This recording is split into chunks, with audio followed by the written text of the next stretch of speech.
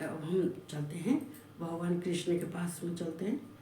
तो एक श्लोक भगवान, चूँकि आज मेरा जो सप्तम अध्याय 7वां अध्याय ये समाप्त हो जाएगा, अब हमारा कल से ये 8वां अध्याय शुरू हो जाएगा।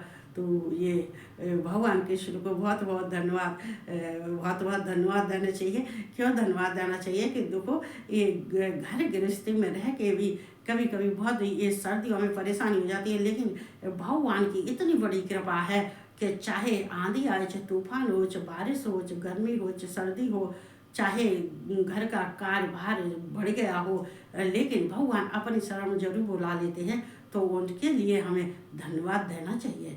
तो चूँकि शक्ति ऊर्जा देने वाले वही होते हैं, हमें आगे बढ़ाने वाले हम तो एक नाम मात्र हैं, लेकिन करने वाले वही होते हैं। तो हम उनका आह्वान करते हैं।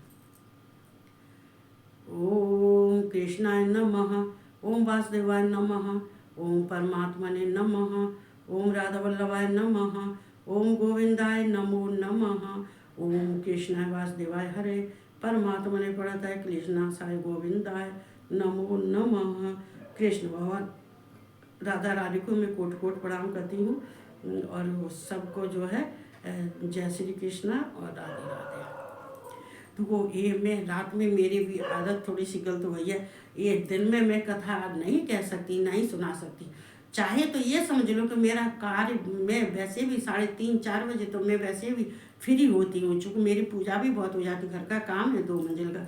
लेकिन उसके बाद में फिर भी मुझे अगर दिन में कोशिश करूँ तो नहीं सुना सकती। क्यों नहीं कि ये मैं रात में ही सुना सकती हूँ, क्योंकि मेरी ऊर्जा रात में जो है कार्य करती है।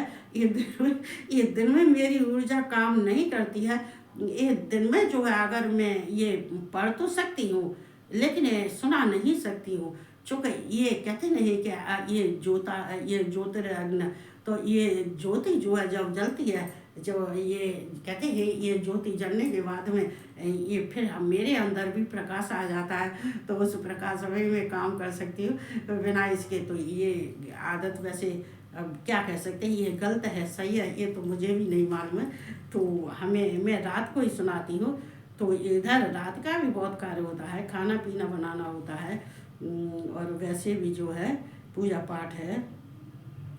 लेकिन फिर भी चलो हमारे भगवान कृष्ण जो करवाते हैं, भगवान शिव जो करवाते हैं, वो हमारा कार्य हो जाता है। बस इसी में हम खुश हैं। तो हमारा आखिरी श्लोक है,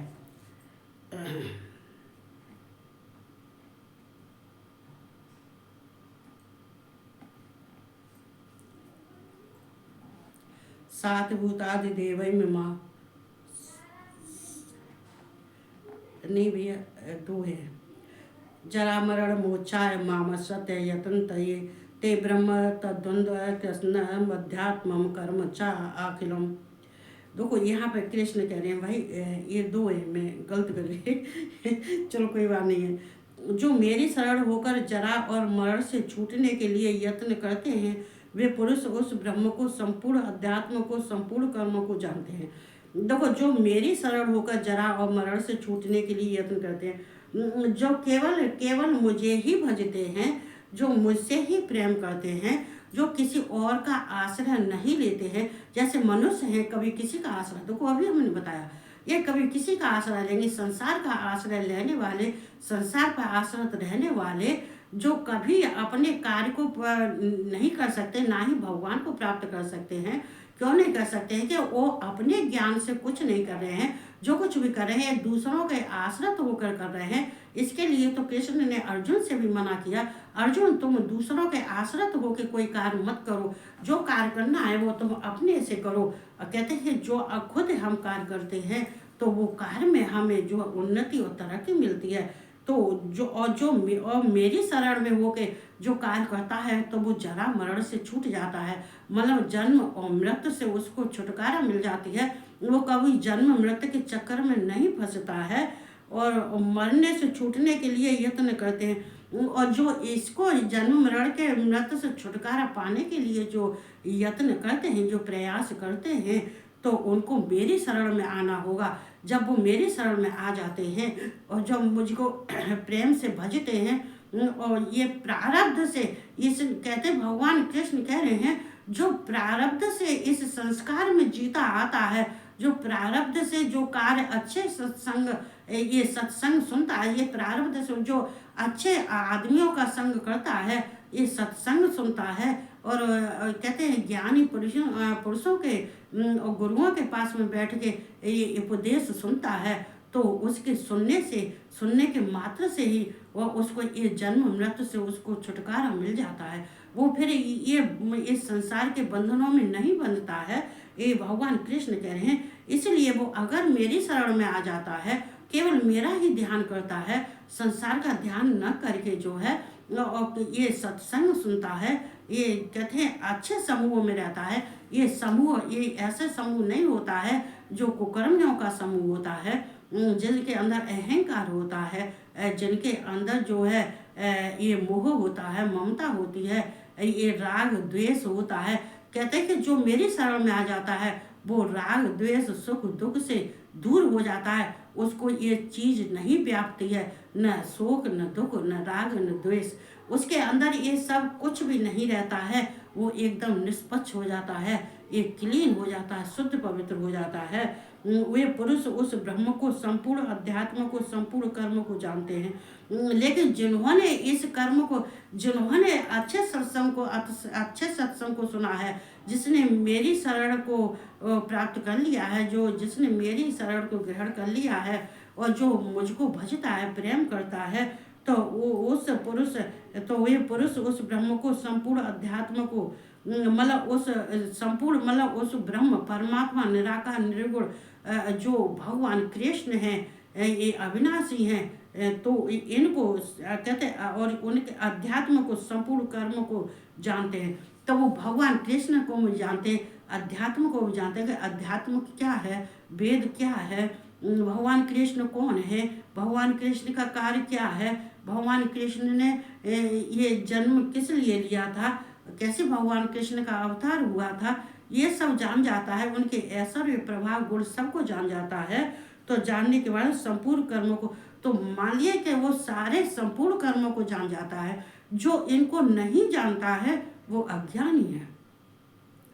जो मेरे शरण होकर जरा मरण से छूटने के लिए यत्न करते हैं, तो वो कभी जो है जन्म मृत्यु के चक्कर में नहीं फंसते हैं।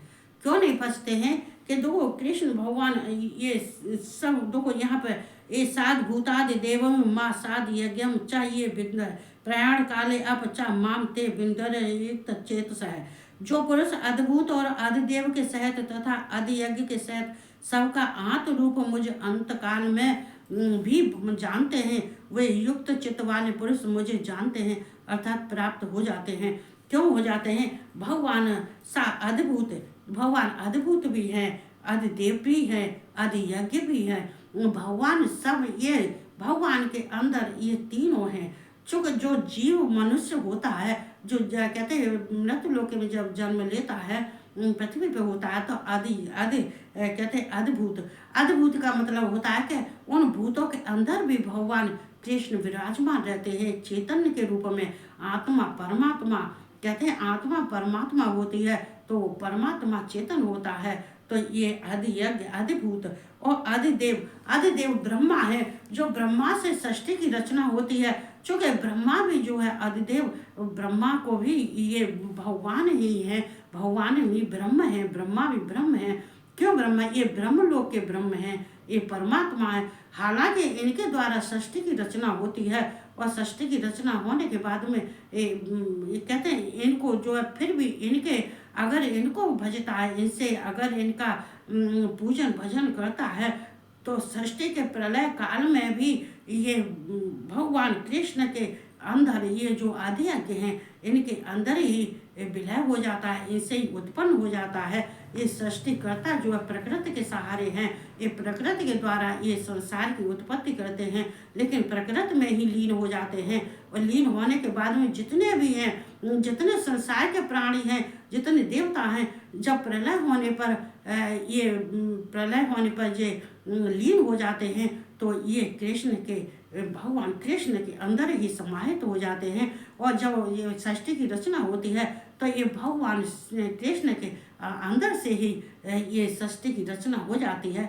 तो इनको भी तो कहते हैं ये अधियज्ञ भी, अधिभूत भी हैं, अधिदेव भी हैं, और इनको भी भगवान जानना चाहिए। जो मुझे अंत काल में भी इस तरह से जानते हैं, वो युक्त चित्त वाले पुरुष मुझे जानते अथवा तो प्राप्त हो जाते हैं, मुझे ही प्राप्त हो जाते हैं। अगर इस तरह से जानते हैं कि मैं बेशक मनुष्य हूँ, लेकिन मेरे अंदर परमात्मा है, मेरे अंदर कृष्ण है, मेरे अंदर जो मेरी चेतना है वो चेतना हमारी कृष्ण है, ये अद्भुत जो है, अगर ये जान जाते हैं, आदिदेव जो है, ये ब्रह्मा के, अगर ये ब्रह्मा के सृष्टि करता है, अगर उनके अंदर स्थित रहते हैं तो वहाँ प्रकृति होती है, ये प्रकृति में लीन ब्रह्मा भी हो जाते हैं, लेकिन कहाँ जाके रुकते हैं, ये कृष्ण के, कहते हैं ये कृष्ण में लीन हो जाते हैं। तो ये अंतकाल समय पर ये सब मिलाकर, ये मिलकर, ये समानता के अनुसार ये भगवान कृष्ण को अंतकाल में यही समझ के समझते हैं, तो जान जाते हैं, तो वो पुरुष जो है अर्थात तो वो मुझको ही प्राप्त हो जाते हैं। भगवान कृष्ण कह रहे हैं ये मुझको ही प्राप्त हो जाते हैं। तो हमारा 7वां अध्याय पूरा हो गया, कल से हमारा 8वां अध्याय है। इसलिए आदि यज्ञ, आदि देव, आदिभूत, ये सब भगवान हैं, ये कृष्ण के, ये आदि देव। अगर मनुष्य है तो मनुष्य चेतन नहीं होगा तो कैसे जिंदा रहेगा? ये चेतन कौन है? ये जब तक आत्मा परमात्मा का मिलन नहीं होता है, आत्मा जब परमात्मा आत्मा में नहीं आते हैं, नहीं रहते हैं, तो आदमी कैसे प्राणी, जब आत्मा कहते हैं चेतन निकल जाता है, आत्मा ये जो है जो निकल जाती है, चली जाती है, चेतन आत्मा निकल जाती है, तो क्या मृत शरीर हो जाता है?